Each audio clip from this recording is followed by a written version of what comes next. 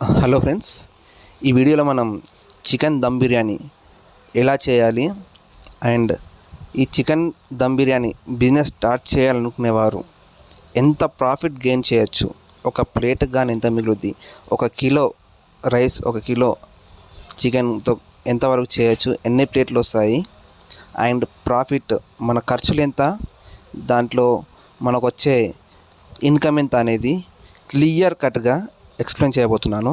So biryani చేయాలనుకునేవారు మాత్రం ఈ వీడియోని స్కిప్ అవ్వకుండా చూడండి. ఈ బిర్యానీ కనుక ఇప్పుడు నేను చెప్పబోయే కొలతలతో సరిగ్గా నేను ఏ విధంగా అయితే చెప్పానో ఆ విధంగా కనుక మీరు చేసినట్టయితే బిర్యానీ అనేది చాలా బాగా వస్తుంది. సో ఇప్పుడు మనం వీడియో మేకింగ్ ప్రాసెస్లోకి వెళ్ళిపోదాం.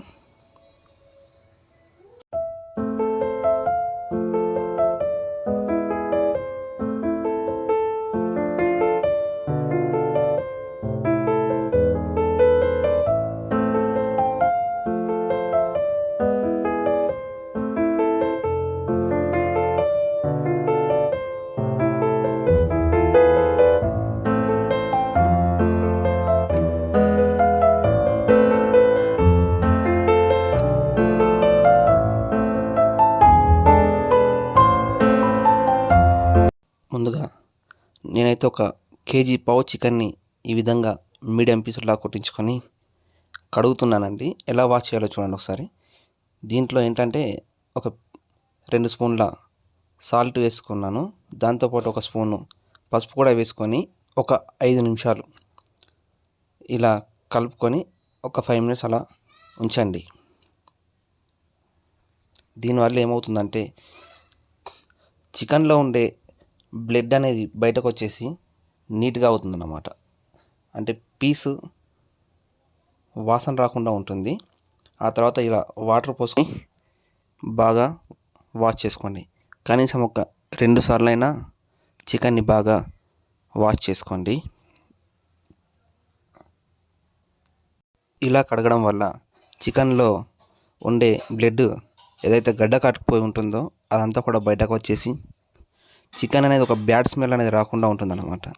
ఇలా మనం అందుకని ఉప్పు పసుపుతో మాత్రం ఖచ్చితంగా వాష్ చేయాలండి. ఆ తర్వాత పీసులన్నీ ఒక మందపాటి గంజిలోకి ఏదైతే బిర్యానీ చేయాలనుకుంటున్నారో అందులో వేసుకోండి. ఇప్పుడు చికెన్ మ్యారినేషన్ ప్రాసెస్ చూద్దాం. చికెన్ మ్యారినేషన్ కోసం ఏమేమి వేసుకోవాలో ఒకసారి చూడండి. ఇలా పీసులన్నీ పరుచుకున్న తర్వాత దీంట్లో మీరు రుచికి సరిపడినంత సాల్ట్ వేసేసుకోండి. ముందుగా సాల్ట్ వేసుకోవాలండి. అలాగే ఒక స్పూన్ పసుపు కూడా దీంట్లోనే వేసుకోండి. ఇప్పుడే పసుపు వేసుకొని ఒకసారి బాగా కలుపుకోవాలన్నమాట. చూడండి, ఈ విధంగా అయితే కలుపుకోవాలన్నమాట. చూస్తున్నారు కానీ ఈ విధంగా ఒకసారి కలుపుకొని ఒక ½ అన్ అవర్ పక్కన పెట్టుకోండి. ఇలా చేయడం వల్ల చికెన్ అనేది బాగా సాఫ్ట్గా ఉంటుందన్నమాట.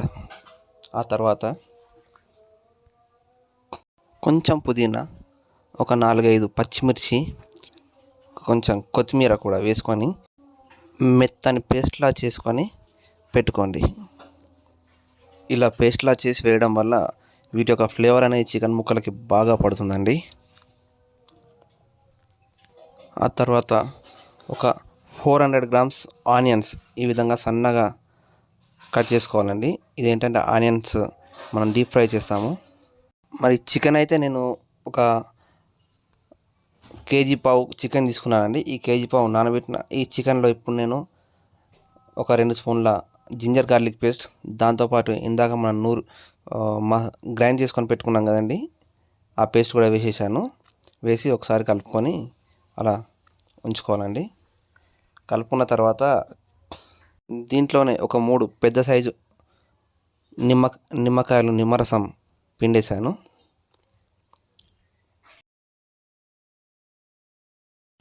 అలాగే దీంట్లోకి ఒక 4 స్పూన్ల కారం కూడా యాడ్ చేసుకున్నానండి.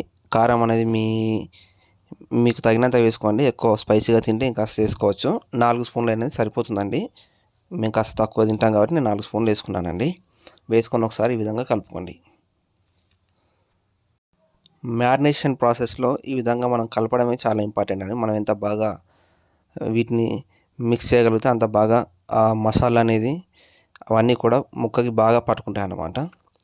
ఇలా ఒకసారి కలుపుకొని పెట్టుకున్న తర్వాత దీంట్లో స్పైసెస్ అన్ని యాలకులు ఒక 10, అలాగే దాల్చిన చెక్క, లవంగాలు, స్టార్ పువ్వు, కొన్ని మిరియాలు, దాంతోపాటు మన స్టార్ అనాస ఉంటుందండి, అది కూడా వేసుకోండి. వీడియో క్లిప్ మిస్ అయింది ఇందులో. దాంతోపాటు ఒక స్పూన్ షాజీరా వేసుకొని ఒకసారి కలిపేసుకోండి. ఇది వచ్చేసి ఒక హాఫ్ స్పూన్ గరం మసాలా, దాంతోపాటు ఒక 3 స్పూన్ల ధనియా పౌడర్ ఇలా వేసుకొని ఒకసారి బాగా కలిపేసుకోండి. అండ్ బగారా ఆకు కూడా వేసుకోవచ్చండి ఇప్పుడే. కాకపోతే ఏంటంటే కలిపెట్టడానికి కాస్త ఇబ్బందిగా ఉంటుందని చెప్పేసి బగారాకు ప్లస్ బండపు అనేది నేను తర్వాత వేశాను. సో ఇలా మ్యారినేషన్ చేసుకొని దీన్ని కనీసం ఒక 1.5 అవర్ పాటు అయితే పక్కన పెట్టుకోండి.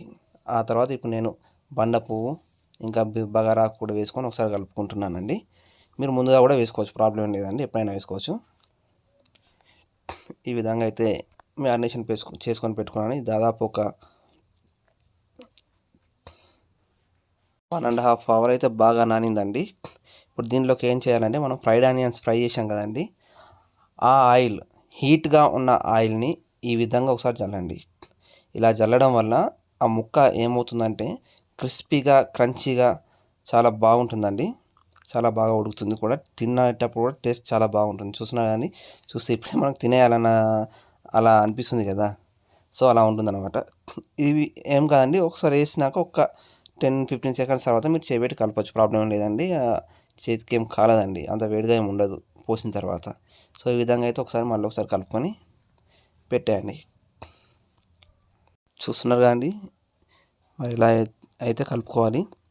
అండ్ ఈ వీడియో అయితే మొత్తం చూడండి, ఎందుకంటే నేను చివరిలో అసలు ఏ ఇంగ్రీడియంట్స్ వాడాను, ఎంత వేసాను, ఎంత మోతాదులో వేసాను, నాకు ఎంత ఖర్చు వచ్చింది ఏంటి అనేది క్లియర్గా చెప్తాను.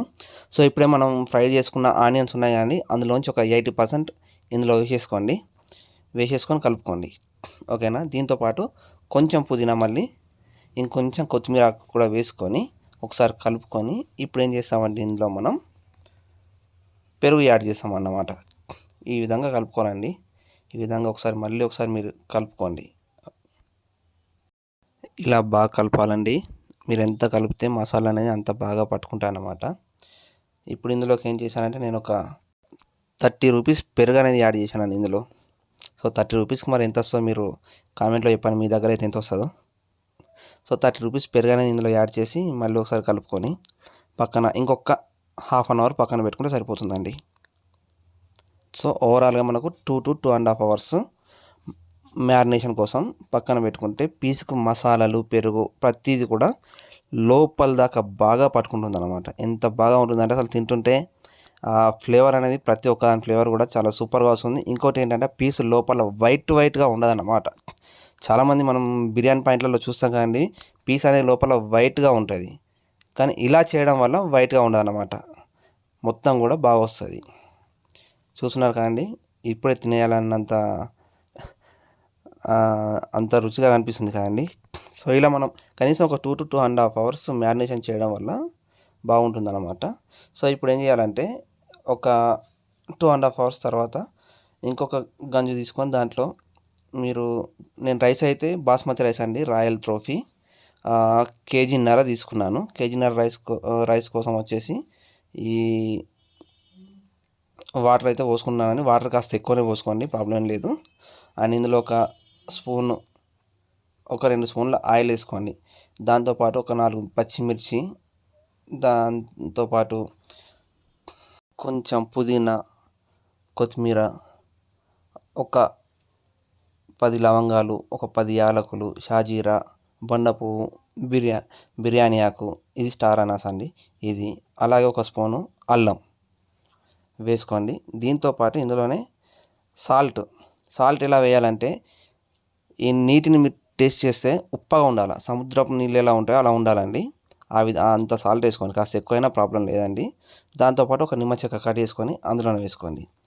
ఇది ఒక 10 నుంచి 15 నిమిషాలు తర్వాత మరుగుతుందండి. ఈ విధంగా మరిగిన తర్వాత ఇందులోంచి కొన్ని వాటర్ తీసి ఈ విధంగా ముక్కల పైన పోయండి. ఇలా జల్లడం వల్ల ఏమవుతుందంటే ఆ మసాలా అనేది ముద్దలు ముద్దలుగా కాకుండా మనకు గ్రేవీ అనేది చాలా బాగా వస్తుంది అండ్ పీస్ కూడా చాలా బాగా ఉడుకుతుందన్నమాట. ఇప్పుడు ఇందులో ఒక 10 to 15 మినిట్స్ తర్వాత ఇప్పుడు ఏంటంటే ఇందులో ఉన్న ఇవన్నీ తీసేయండి. ఇంకా దీంతో మనకు పని లేదు. ఆల్రెడీ ఇదంతా రసాన్ని పీల్చుకుంది కాబట్టి ఇప్పుడు మనకు అది అవసరం లేదండి. దీంట్లో వచ్చేసి అవి తీసిన తర్వాత మనం కడిగి పెట్టుకున్న కనీసం ఒక హాఫ్ అన్ అవర్ అయితే నానబెట్టుకోవాలండి ఈ రైస్ని. హాఫ్ అన్ అవర్ నానబెట్టుకున్న బాస్మతి రైస్ని ఈ నీళ్ళలో వేసేసుకుంటున్నానండి.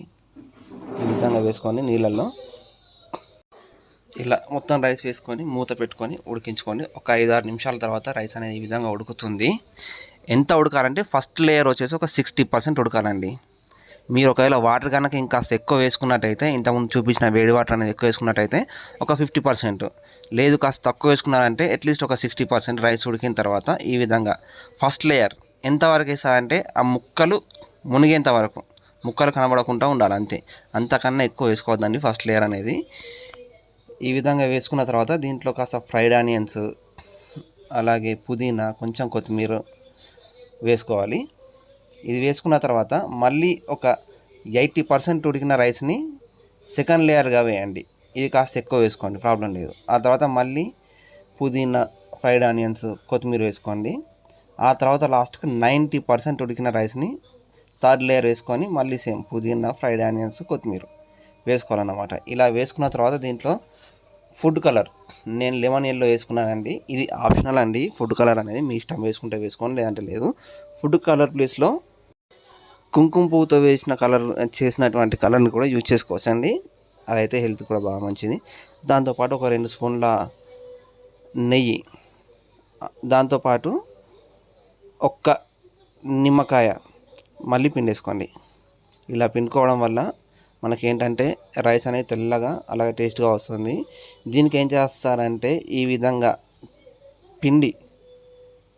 గోధుమ పిండి చుట్టేయండి. ఇన్ కేస్ లేదు అనుకుంటే మీరు ఒక గుడ్డని కూడా పెట్టుకోవచ్చు అండి, ప్రాబ్లం లేదు.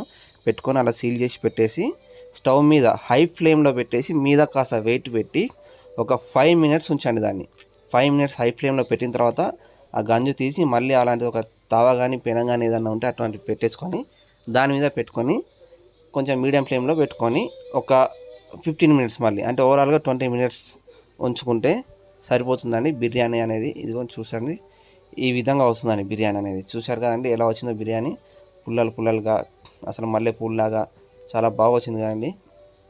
అండ్ కింద చూడండి, మీరు ఈ బిర్యానీ చూస్తే కనుక పీస్ కూడా చాలా బాగా ఉడికిందండి. అండ్ కింద చూడండి, అక్కడ మీకు కనిపిస్తుంది అసలు కొంచెం కూడా మాడలేదన్నమాట. అసలు కొంచెం కూడా మాడలేదు, చాలా బాగుంది. చూస్తున్నారు కదండి. నేను చెప్పిన ప్రాసెస్లో వేస్తే మాత్రం ఈ విధంగా ఖచ్చితంగా వస్తుందండి బిర్యానీ అనేది, అసలు మాడదు. ఇలా మాడకపోవడానికి మెయిన్ రీజన్ ఏంటి అని అంటే మనం వేసుకున్న వేడి నీళ్ళు అండి. అలా వేడి నీళ్ళు వేసుకోవడం వల్ల దానికి కావాల్సిన ఆవిరి అనేది సరిగ్గా అందుతుంది అన్నమాట. అందువల్ల బిర్యానీ కింద మాడిపోదు. చూస్తున్నారు కానీ పీస్ కూడా ఎలా ఉందో. సో ఇదంతా మరి ఎలా వచ్చిందనేది ఇప్పుడు మీకు చూపిస్తాను ప్లేట్లో వేసి. చూడండి, బాగా వచ్చిందండి బిర్యానీ, మాత్రం చాలా బాగా వచ్చింది. గ్రేవీ కూడా సరిగ్గా వచ్చింది అండ్ పీస్ కూడా చాలా బాగా ఉడికింది. చూస్తున్నారు కదండి.